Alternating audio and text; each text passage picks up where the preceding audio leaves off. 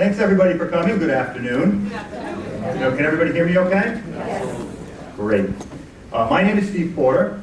I am the president of the Association of Rhode Island Authors, known as ARIA. And along with my wife Dawn, we're the owners of Stillwater Books, which is right next door, actually right behind us, here in Pawtucket, where Pawtucket's, I believe, they were the first independent bookstore here downtown in 25 years. So come over and visit us. And matter of fact, after all the festivities are done today, I would invite everyone to come back anyway. And we'll keep the party going all night. So in addition, Dawn and I are also the proud publishers through Stillwater River Publications of this book, Kid Number 1, Alan Hassenfeld and Hasbro, written by G. Wayne Miller.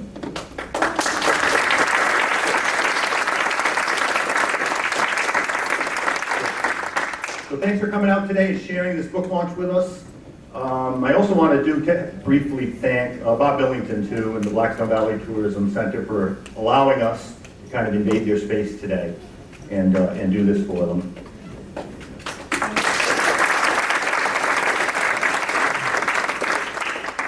So when Dawn and I first started talking with Wayne about producing this book, I don't mind saying we're very excited by the idea. Being an up-and-coming Rhode Island-based publisher, having the chance to produce a book from an established Rhode Island-based author, and of course the quintessential Rhode Island business and family, we could not have conceived of a better fit.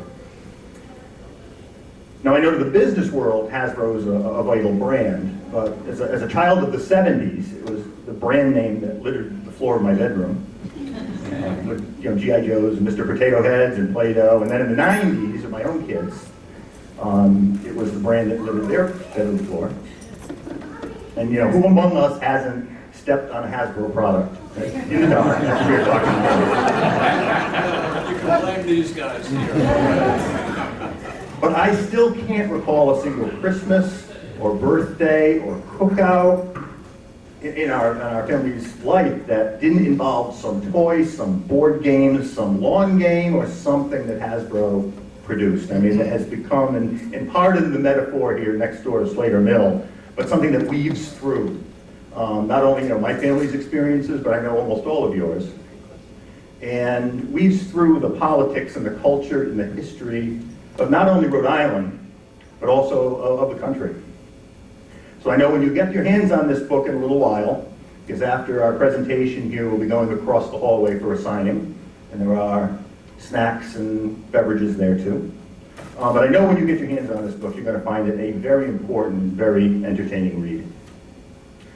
So at this time, I'd like to introduce the author of Kid Number 1. Kid Number 1 is G. Wayne Miller's 17th book.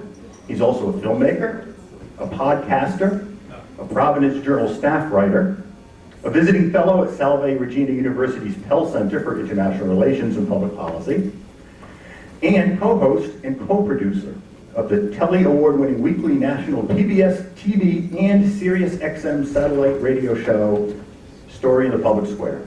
They do all that, seriously?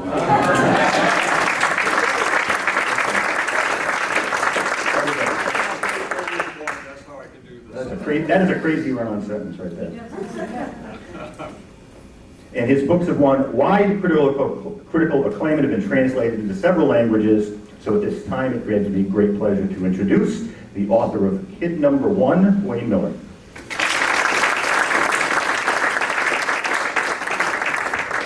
Thank you, Steve, for those kind words.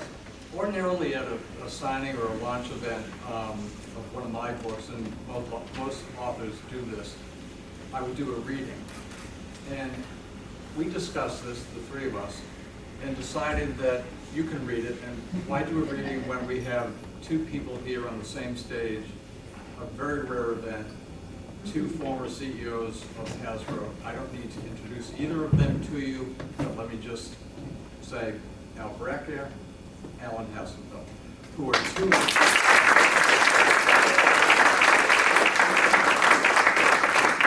they are the two protagonists of this book. They also were the two protagonists of the book that came before this, Toy Wars. And I've got an announcement about Toy Wars, but I'll save that for the end of this program. So you guys, I was gonna give a shout out to people in the audience who are in the book, but there are so many of them that I'm not gonna do that. You know who you are. Thank you all for what you've done in terms of Hasbro, in terms of Rhode Island, and in terms of helping me with the book. Thank you very much.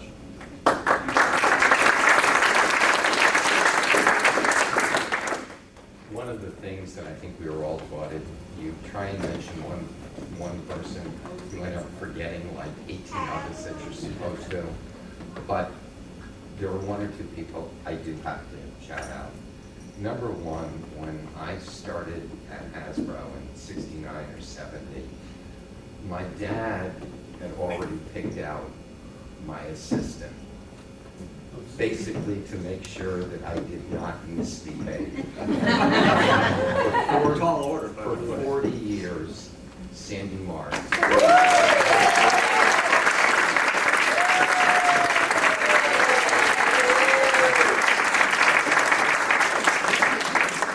Taking over the job of monitoring me was Lori.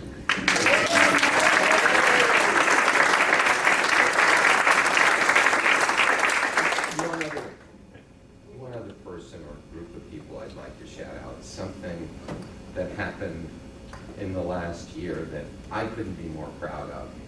Many of you read a story in the Providence Journal about a woman named Lillian Calderon, who had been taken. She and her husband Luis had gone to get their marriage certificate, and between ICE and border security, Lillian was handcuffed and taken away. Well, Lillian and Luis are here. Lillian was the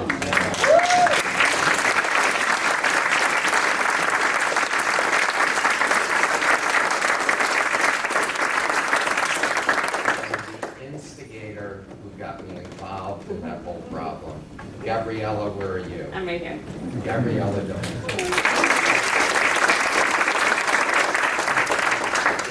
Help with immigration? Call Gabrielle. He's a pit bull. The only other thing I'd say is, Al's sitting in the middle here. He's not really sitting in the middle. He's sitting to my right. Al always was to my right. A little bit more conservative. I had the left-leaning views.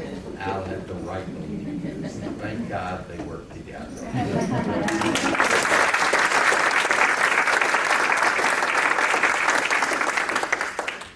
Excuse me. Well, as Alan said, it's very difficult to single out individuals. And I haven't read the book yet, I'm not sure this individual is in the book. But I think Alan would agree that when we look at our careers at Hasbro, there are always 2 or 3 people that really have a significant impact on your accomplishments. There's so many people that you work with that help. But one comes to mind who's no longer with us, who helped us and drove us nuts a lot, and that was Hugh Maxwell.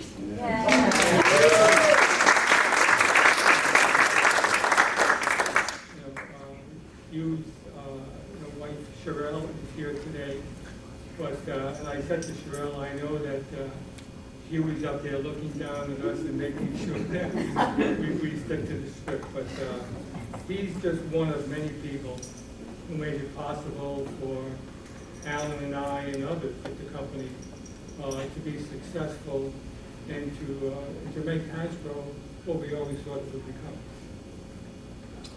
Thank you. We're going to do question and answer in a little bit, but I thought we could start by talking about how the 3 of us came to be the 3 of us. And it began in late 1991 when Alan was heading an ethics reform coalition called Right Now. We chronicled that in Toy Wars. Phil West, who was a fundamental person. Phil, you're here. You want to say hello? And I happened to cover some of that for the Providence Journal. And this goes back to 1991, so almost 30 years ago, a very long time ago. And sometime during that process, of seeing Alan and realizing immediately that this was not your conventional CEO. And I say that in a very good sense.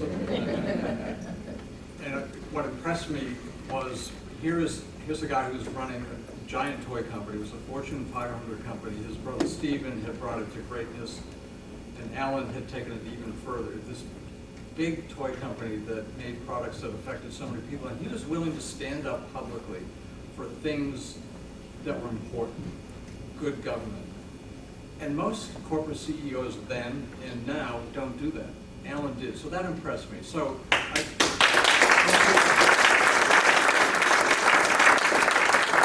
Alan had the full support of Al, of course, in all of that. So I'm a storyteller, and I'm thinking, okay, well, this is all great and wonderful. I like that. They make toys. Wouldn't it be fun to like chronicle how they make the toys? And so I went to an editor of the Providence Journal then, by the name of Joel Ross, and I said, Joel, these guys are interesting. Maybe I can pitch them a story idea. Maybe I can watch the development of a G.I. Joe, a new G.I. Joe toy.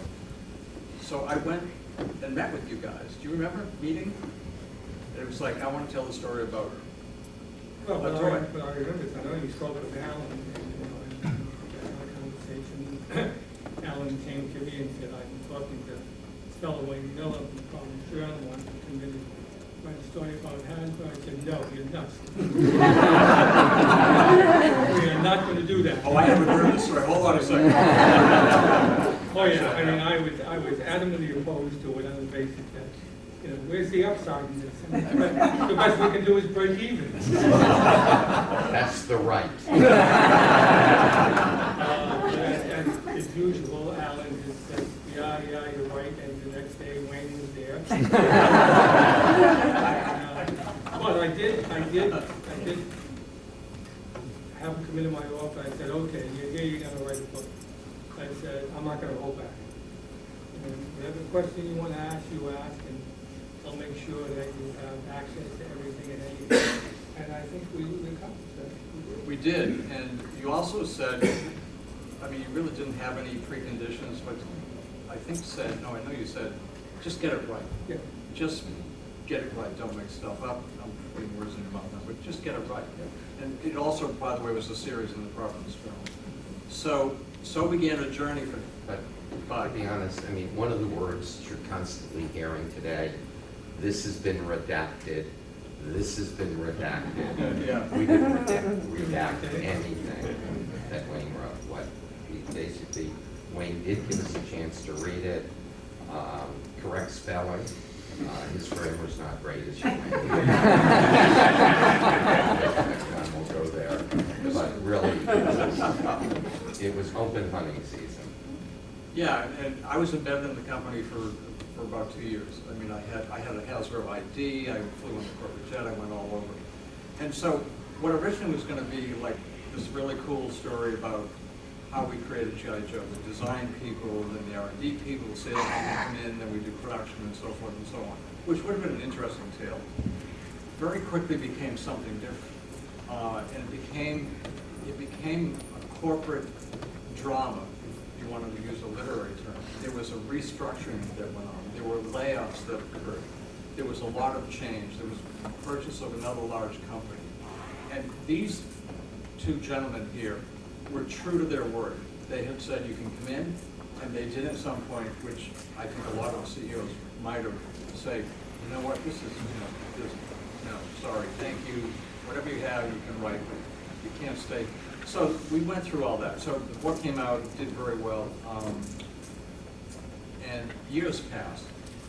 The three of us remained in close touch, and at some point, I probably was your idea, might have been your idea, I don't remember, well, I do remember you, because you always said, like 10 or more years after Torres came out, are you going to do a follow-up, are you going to do a sequel, because like a lot happened. And I began thinking, yeah, we should probably do that, and Alan agreed. And so that began another long process of interviewing and spending time with these two gentlemen, with Brian Goldner, who's the current chairman and CEO, and doing a great job running the company. And here's the book. So I think you'll find in it a lot that you have not read anywhere else. obviously about Hasbro, but also just about the toy industry in general. And that's something that the three of us also discussed was, let's make part of this sort of the history of the toy industry, more so than toy wars. So there were Mattel products there, there's Coleco, obviously there's Milton Bradley, there's Ideal, there's Marks, we can go through the list. Many of those companies no longer here.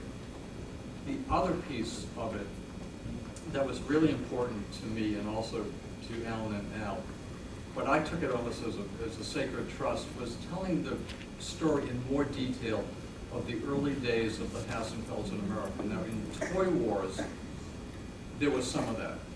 You knew they came to America when they were teenagers. You knew they came in 1903 and they had no money and they spoke no English and they were teenagers. And they arrived in Manhattan, the Lower East Side, and they began literally peddle rags. They went up to the garment district, bought remnants, sold them on the street, and then they found out that, well, wait a second, we cut the middleman out. These textiles that they're making into clothes in the garment district come from this state, Rhode Island. So I told some of that, but as I dug deeper and deeper into that part of the story, Henry and Hillel Hassenfeld. Henry is Alan's grandfather, Hillel his great uncle. I found a richness of detail, and it echoed and echoes so much of today with religious persecution in parts of the globe, with the refugee situation around the world, with immigration in America today. These are probably two young people who would not be allowed into this country today, quite possibly.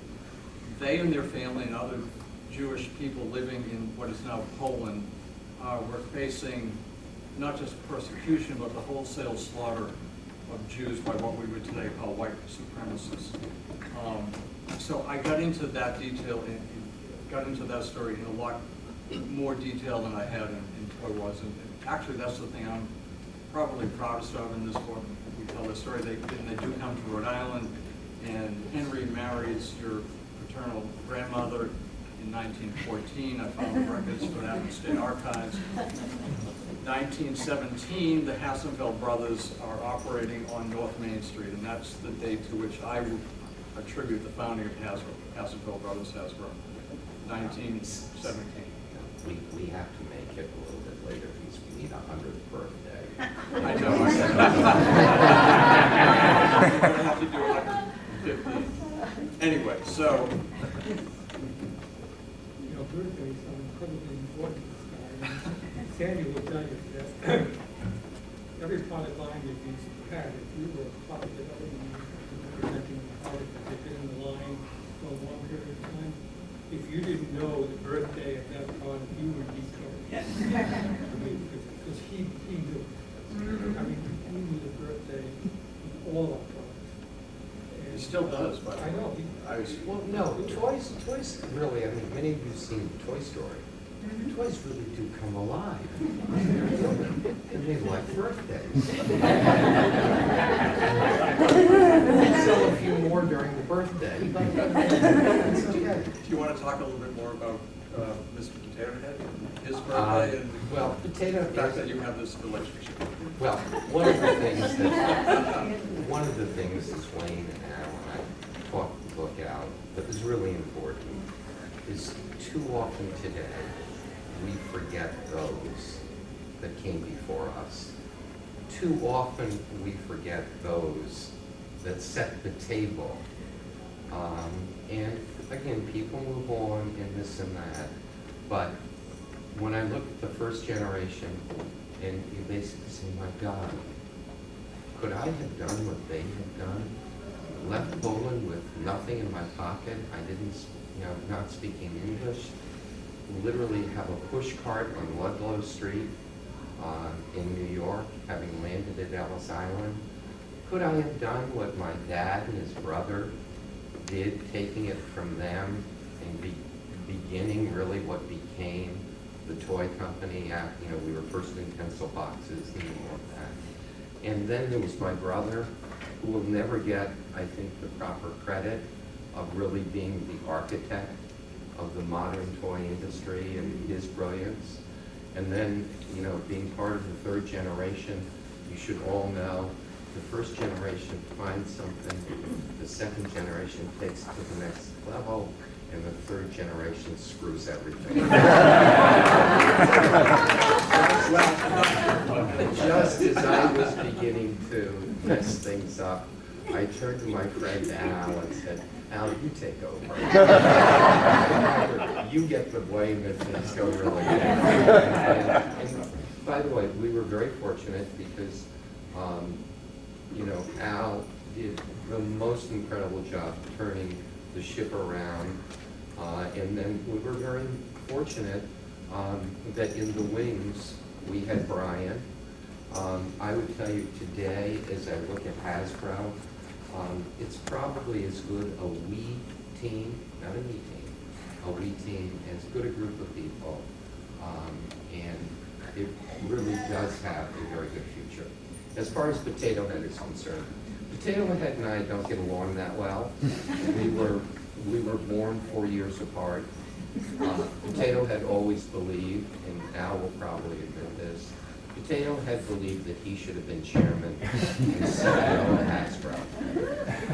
Probably the most bitter, and I think it's in the book, the most bitter argument that Potato Head and I had, and I do talk to Potato Head, was in the mid-'80s, I think it was the mid-'80s, we ran Potato Head for mayor of Boise, Idaho. It is in the book. Potato, Idaho, Boise. And there were 5 candidates that were in the primary. And about 2 weeks, I think, or a couple of weeks before the election, I got a call from their election commissioner. He said, Mr. Hassenfeld, we might be having a problem. What's your problem? Well, we're 2 weeks away from the election. Mr. Potato Head right now is running second, but the polling is beginning to show he could win.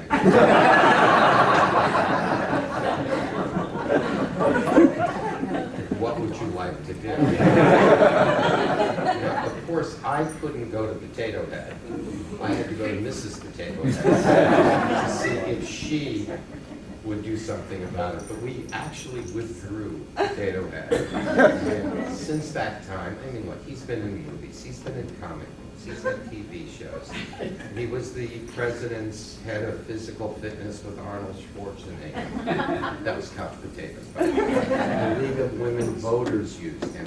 He has had nothing but notoriety, and he's very difficult to deal with, but he's in the book. Read about him. Do we want to go to some questioning? Well, this is like an annual meeting. One of the things Al said to me, Do you have a question? Sure. if no one raises their hand, don't ask them to do it. I have a quick question about Mr. Pothead. We share a birthday, by the way. And I'm not sure, I keep reading how, Alan, you keep referencing to him as Mr. Pothead, and from what I recall working in logistics way back when, the labels were so small on all the boxes, it was Mr. Pothead. We used to make fun of it. Is that where that reference comes from? No, I always shorten everything. No, I just, and now I have to be, because of the world we're living in. If I call him Pothead, everyone's, they don't, people, the one thing that I'm hoping for in general, whether it's Rhode Island or nationally or globally, is we get back to some civility. And we've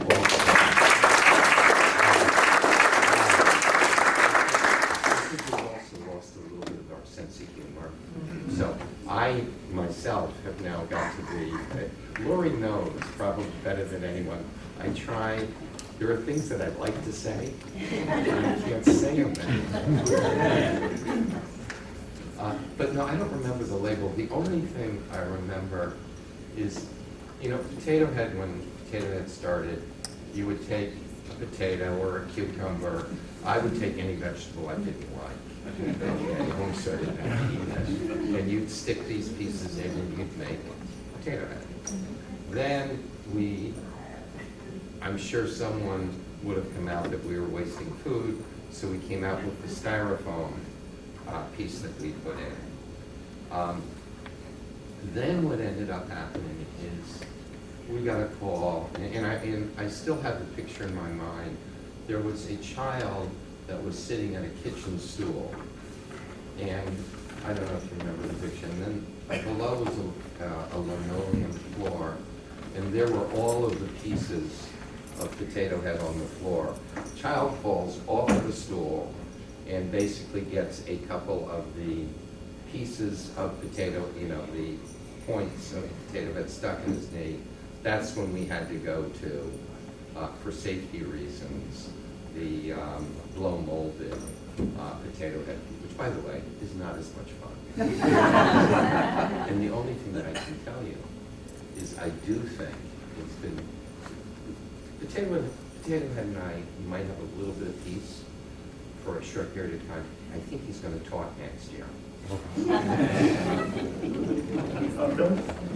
I want to pick up on Alan's comment about civility, because at the height of the Ristic crisis, when people were at the State House literally screaming at each other, much worse than what's going on in Washington today, I think, and there was such venom in the air so often, Alan said to the people in the Right Now Coalition, we are never going to allow attacks on people. I don't know if that got into the book, but it was a crucial part of what set the process in motion to change it. I had never met Alan before we started this, and I laughed so often when I went to his office, and because he had this wacky sense of humor, which you hear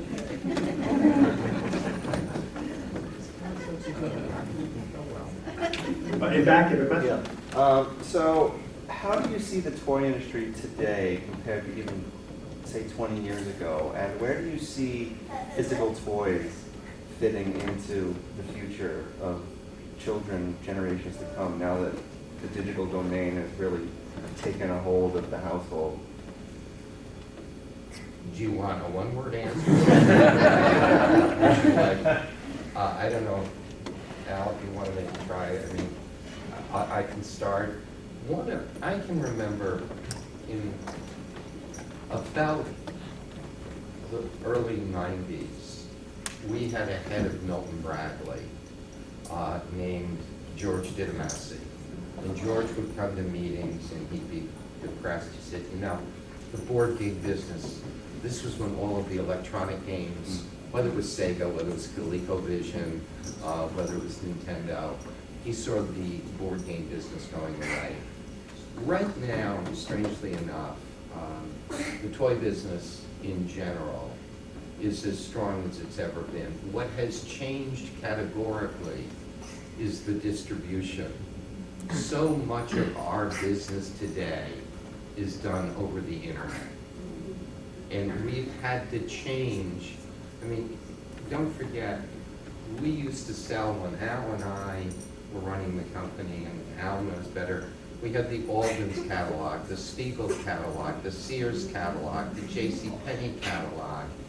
We had Zehrs, we had Bradley's, we had Toys R Us, we had Child World. They're all gone. And so how do we fill that? There were two ways we filled it. Number one, again, I couldn't run the company today because I don't understand digital media the way most of you do. But so much is done through digital media. There's so much done with data analytics. AI will take over, not necessarily in the physical toys, but in the way we distribute our product.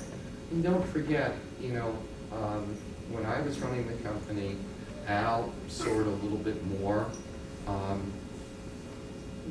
Our distribution globally, more and more of the products that we do are not for America, but our toys are global. If you story tell properly, and the word storytelling is really important because you need a backstory. As I backstory Potato Head in my own way. Whether they're 4, they could be 2. I look at parents, and all I see is this. Ping, ping, ping, ping, ping, ping, ping.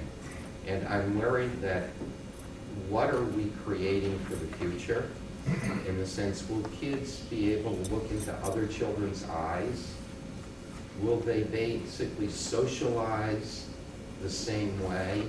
I mean, when Al and I would do contracts, we'd sit across the table, we'd watch how people's bodies would move, what their eyes were, how they shook hands, you know. All of that has changed. So much is done through digitization. But the last thing I'll say for the time being is, starting really with my brother, and then myself, and then Al, the one thing that we passionately believed in was that, and I would refrain from saying this publicly in the past, but if you could buy the monopoly board, and when I say the monopoly board, those properties that stood the test of time, that were evergreen products. Now, like my wife, you have to basically, she needs another wardrobe each year. Your toys need to have new clothes and new stories every year. I don't see But I did a study with Al once. Mattel has basically said they had 600 years of intellectual property. I can't imagine, but I think Hasbro probably today has about 7,000 years of intellectual property. But when I was running the company, my brother, we were 2D or maybe 3D. When I say that, the physical toy, sometimes there would be a TV program, and rarely there would be a movie. Today, the platforms that people are able to put the content on are probably 7 or 8 different platforms that we're able to take in. Anything? Yeah, two things come to mind. One is that if you have great brands, what you want to be able to do is to take technology and enhance the play value of that brand with the use of technology. So, for example, you have a great girls product called My Little Pony.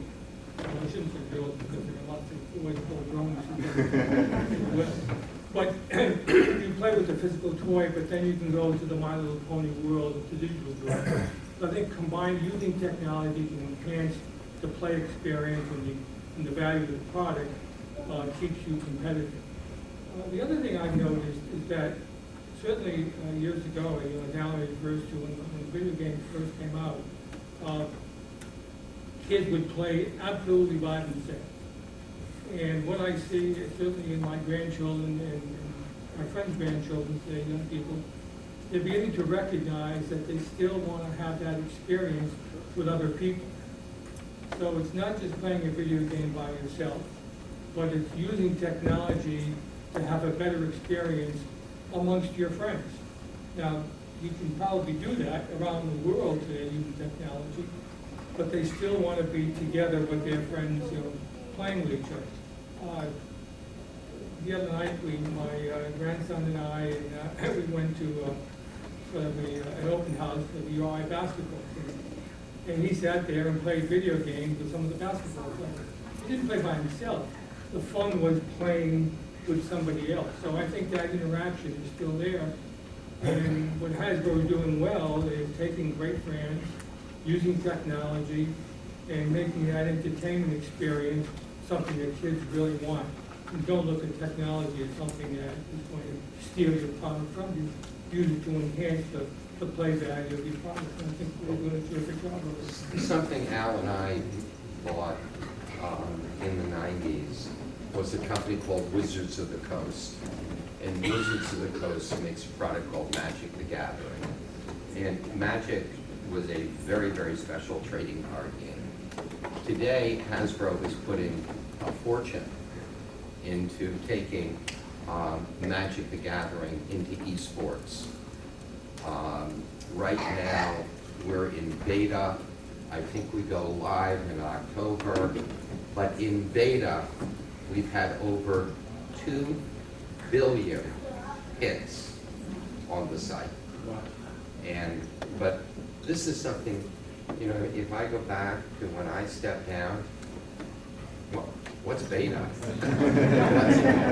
What's 2010? But this is the key, and I don't want to get political, but this is my worry. Maybe in the year 2000, I would think about giving or Al might have thought about giving out a contract for 10 or 15 years on a product.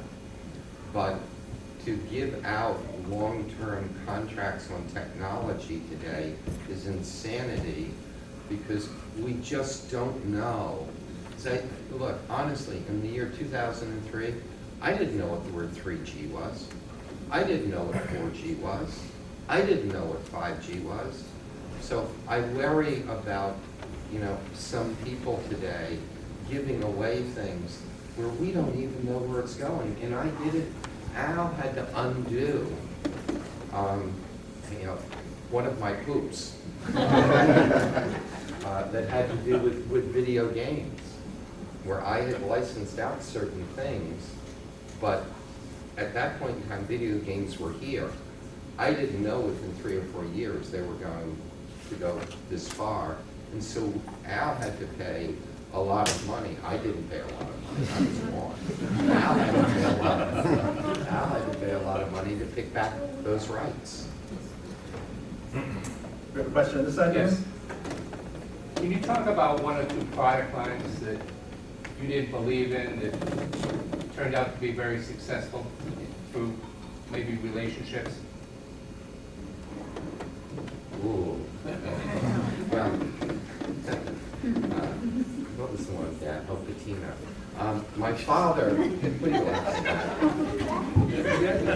Sandy, please. That didn't do well, No, you said, that one didn't do well.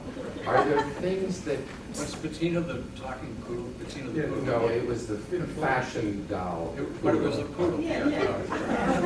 It's in the book. It was a disaster. There is one, when we acquired the Kenner Corporation, they had been working on a product we started a line review called, it was Pet. And they were just really, really small and kind of with big eyes. And there were no other products on the market of that size. And we were all pretty skeptical of that. But one of the things you learn in this business is, you never know what's going to strike the fancy of the consumer. And you always know that you're going to put product in the marketplace that you think is going to do well, and it doesn't. And you will not put product in the marketplace that might have done well. So we let Little Pet Shop go into the market, and it turned out to be, and still is, a terrific brand. The only thing that I would do, because I was, on the right, the finance side, is I would remain somewhat quiet at the line reviews, because generally speaking, if they presented a product, if it was a doll, for example, and the question was, what do we do with red dress or blue dress, there'd be a long debate as to what we should do. And I would get frustrated by it, because I know that we pick a red dress, we do the blue dress the following year anyway. So. But there are lots of products that over the years, we look at each other and say, and that's not going to make it, and it did very, very well. And there were products that we thought would be fantastic, and didn't do well. I can talk a lot easier about the Hall of Shame than the Hall of Fame. One that I remember we did pick up, because the guy used to drive me crazy, Fred Kroll and Agatsuma out of Japan. We bought a game called Hungry Hungry Hippo. And a lot of people didn't really have much confidence in Hungry Hungry Hippo. And Hungry Hungry Hippo is still here today. It was a fabulous product. More than anything, Hungry Hungry Hippo put us into the game business. it predated the Milton Bradley acquisition and obviously predated the Parker acquisition. But I would tell you that I think that when Al was the instigator, as usual, of buying Tiger Electronics. And I'm not so sure we really knew what we had when we bought a product called Furby. But, you know, I think the other one that everybody, even I was skeptical, but I led the charge on it, was something called Teledots. But I don't know in the book, I forget the book. I remember Jerry Falwell coming out against Hasbro. It's in the book. Because one of the characters was Tinky Winky. Tinky Winky was the purple one, and Jerry Falwell decided that Tinky Winky was gay. He said, hold on a minute. This is for 2 and 3 and 4-year-olds. I mean, please, don't go there. Your quote to him was, quote, "Get a life."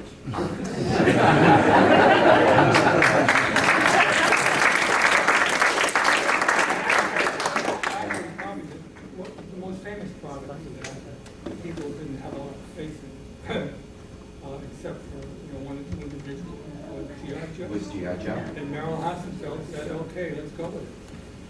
I mean, if you go back into 1964 and you can say you're going to put a doll out there that's going to dress and boys are going to dress up and play with, no one would say yes to that. And Merrill went with it. And that followed the lost year of Flubber, which was another, which almost killed the company. So for Merrill to roll the dice on a boy's doll was quite something. But we could tell Flubber stories. Yes. And you have a question, Max?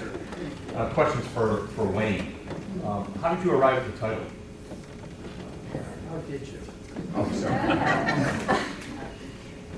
This was a nickname that Alan, I don't know when you began to give it to yourself, but when I wrote Toy Wars, that was the nickname he gave himself, Kid Number One. He referred to the fact that he's running Hasbro, that he is a kid in some senses in terms of enjoying toys and play. And you had a quote that Yeah, years 90% of your job was Yeah, I playing used to with say, toys and if 10% a was banker running. comes in, I might be on the floor playing with the Tonka truck, but hey, it's my job. 10% I had, he had to dress in a tie and jacket. He was CFO.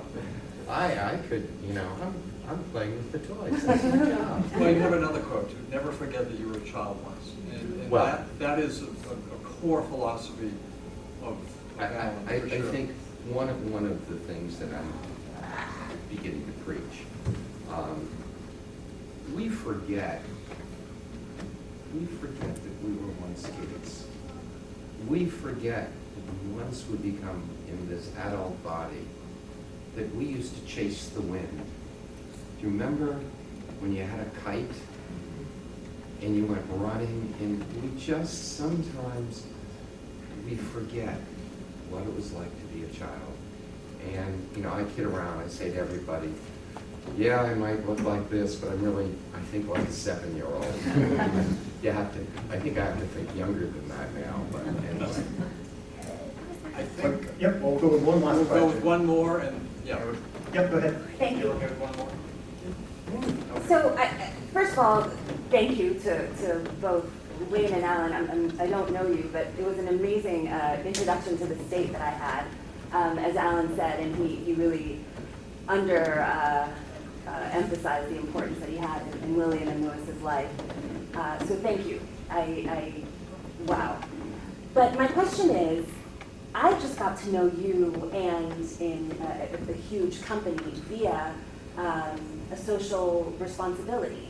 And my question is, nowadays and back then, what was the role of social responsibility and of advocating for the right causes within corporations, especially when you're talking about toys and shaping the future? And what is it now? Gabby, to be honest with you, when Al and I entered the company, my grandparents and my father and the whole culture was about people. And more than anything, the most important asset a company has, it's not money, it's not product, it's its people. And if you can create a culture of caring, you know, both Al and I became a product time when companies were numbering employees. We were always people. We had, you know, the Quarter Century Club. We had over, I think at one point in time, we had over 400 people, maybe even more, that had worked at Hasbro 25 years or longer. The most important thing, we can talk CSR, we can talk ESG, we can talk about sustainability. The most important thing was, number one, have a culture of caring for your people. We don't do everything right. I tell everybody, if you make a mistake, tell people what you did wrong, what you're going to do to fix it, and then shut up. But most people don't do that. But in general, I think all of this has evolved. I think there were times when Al, maybe it was more me, I don't like necessarily notoriety. It might seem different with, you know, the book and all that, but if you want to live in the press, you can die in the press. So many times Hasbro would just do things. We were, I think, one of the first companies, I think Stevie started it, we were one of the first companies that had same-sex benefits in America. We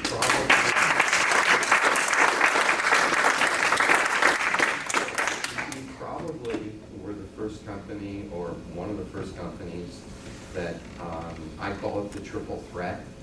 The triple threat being, hey, it's one thing to give philanthropically. Now let's also do gifting in kind. I mean, we're perfect for that, for orphanages and foster homes and crises. But the third leg of that stool was basically giving our people 4 hours a month paid to do volunteerism in the community.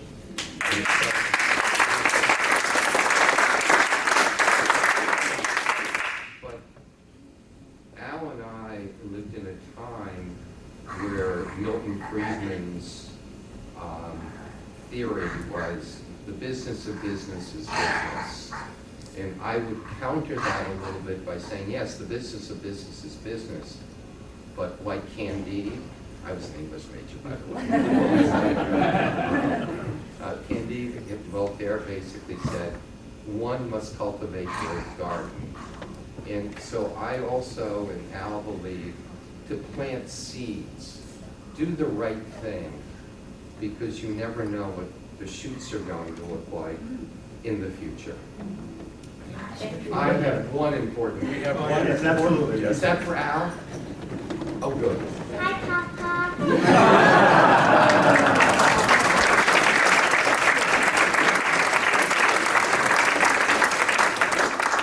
One of the things that Harold Hassenfeld told me when I first started at Hasbro is all those people that you meet on the way up as you climb the ladder, you'll meet again sometime on your way down. So make sure you treat them right on your way up.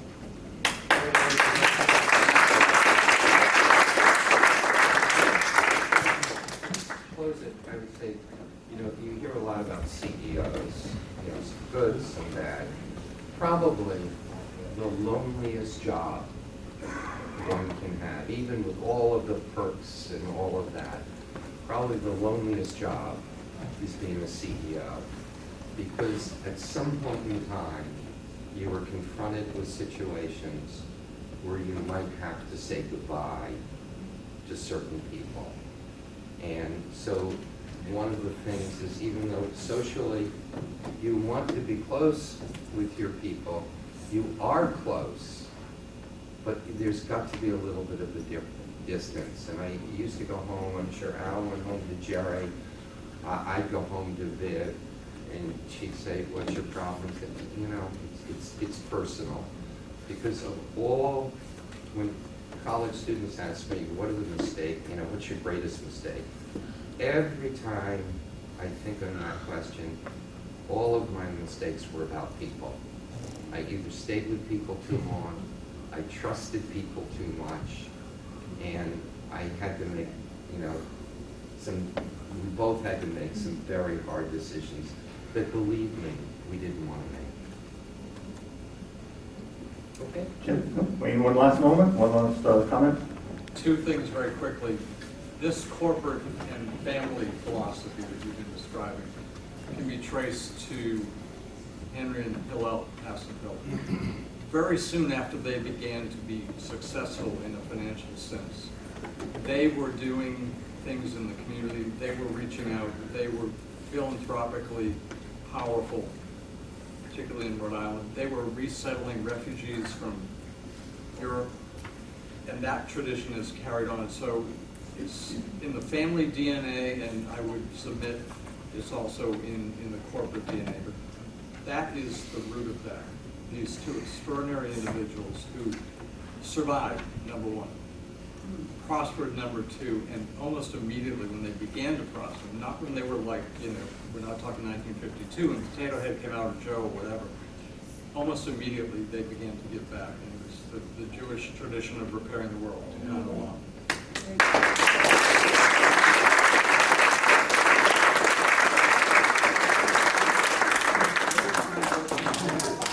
Since I'm an author, I have to give a plug. This book is Toy Wars. It has been out of print, unfortunately, for a number of years. And to make a very long story short, I've been corresponding with John Karp, who edited this book when he was at Random House. He is now the publisher of Simon & Schuster, someone I've stayed very close to. We're going to have, and it's not going to be through Simon & Schuster, there is going to be an e-book, an e-edition of this book relatively soon, so that if you want to take a look at that, you can. And I'm doing it because I think it's a good read, and it will give some insight. So, Great. I think we're going to sign books, right? We're going to sign, so this time, everyone would, give my staff a 30-second head start, and then join us across the hall in the conference room. There are plenty of books and cookies and snacks.